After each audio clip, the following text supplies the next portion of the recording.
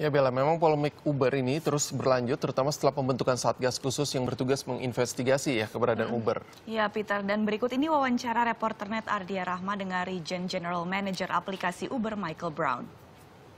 I've heard about the force task that is having investigation in Uber in Jakarta. How you respond to that?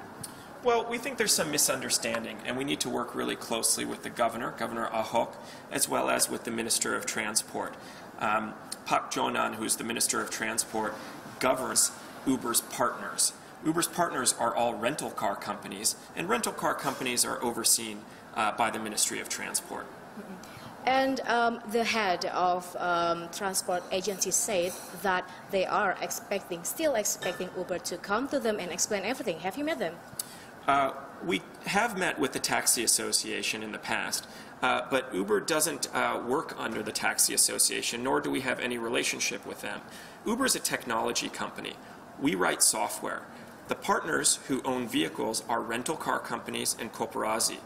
They operate under Decree 35 for rental car companies, which enables those companies to pick up people and drive them for hire and reward. So the Taxi Association governs taxi, which is something totally different than rental car companies that Uber works with.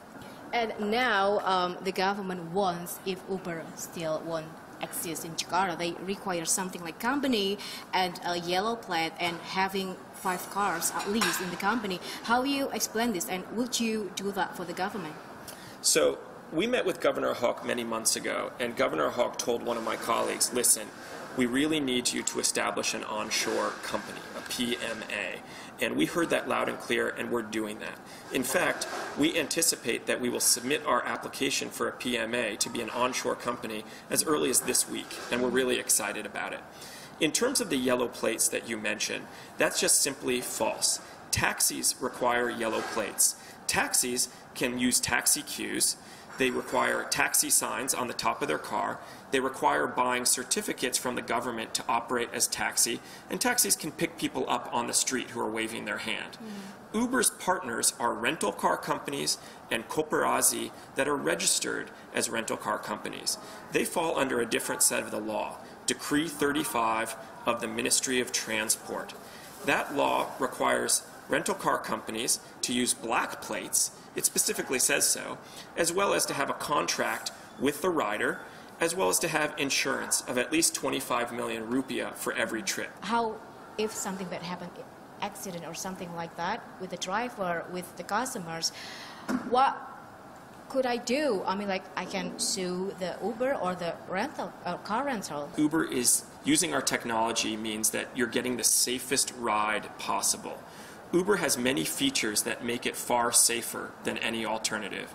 Every driver undergoes a criminal background check before that driver is able to use the technology. When you order an Uber using the technology, you can see the name and license plate of the driver, and that's tracked so that you know that if there's ever an issue, Uber always knows exactly who is the rider, who is the driver, what is the license plate of the car. If there were an accident, you would be fully covered to the maximum extent under the insurance of the rental car company, and Uber will stand behind that 100% because we check the insurance of the rental car companies before we allow those rental car companies and koperasi to operate using the Uber technology.